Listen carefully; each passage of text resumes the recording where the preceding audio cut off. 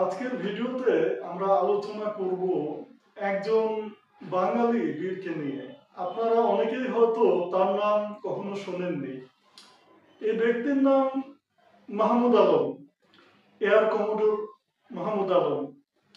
তিনি পাকিস্তান পিরিয়ডে অর্থাৎ বাংলাদেশ স্বাধীন হওয়ার আগে পাকিস্তানি এয়ারফোর্সে চাকরি করতেন।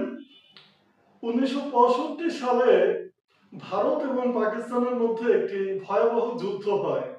যুদ্ধটি 21 দিন ব্যাপী হয়েছিল। 21 দিন পরে যুদ্ধটি থামিয়ে দেওয়া হয়। তো সেই যুদ্ধে ভারতের পারফরমেন্স খুব একটা ভালো ছিল না। এক হিসাবে বলা যায় যে তারা মোটামুটি পরাজিত হয়েছিল।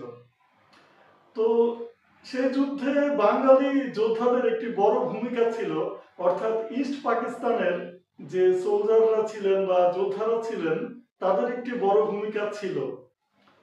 আমরা অনেকেই হয়তো জানি না যে আকাশপথে যুদ্ধের ক্ষেত্রে সবচেয়ে বেশি সংখ্যক বিমান ধ্বংস করার রেকর্ড কার, সবচেয়ে কম সময়ে কোন যোদ্ধা সবচেয়ে বেশি সংখ্যক যুদ্ধ বিমান বিধ্বস্ত করেছেন। আমরা কি আসলে এটি জানি?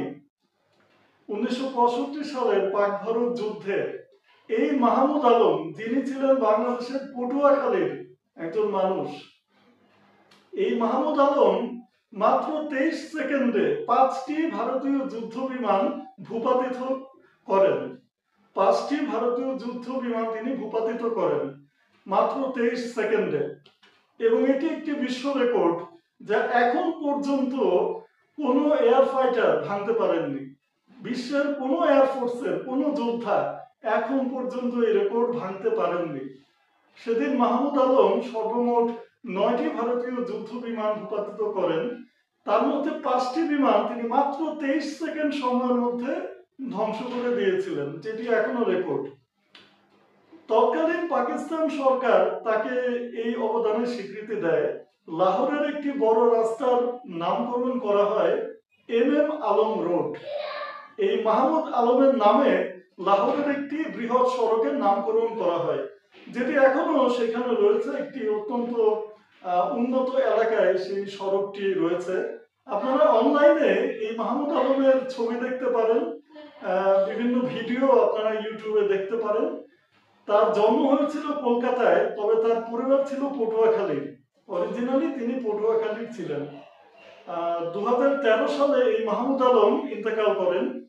জানা যায় যে মৃত্যুর আগে তিনি ধার্মিক জীবনযাপন করতেন, তিনি ধার্মিক হয়ে গিয়েছিলেন। আমরা এই মাহমুদ আলমের নাম খুব একটা শুনি না, কারণ তার নাম বলে তো ফায়দা হাসিল করা যাবে না। অনেকেই অনেক বীরের, অনেক যুদ্ধে অবদান রাখা মানুষের নাম ভাঙিয়ে খাচ্ছে, কিন্তু মাহমুদ আলমের নাম কেউ বলে না, কারণ এতে কোনো ফায়দা লোটা যাবে না। তো আসলে আমরা আমাদের নিজেদের ইতিহাস সম্পর্কে আরেকটু বেশি জানার চেষ্টা করি। এই ভিডিওটি দেখার জন্য ধন্যবাদ। আসসালামু আলাইকুম।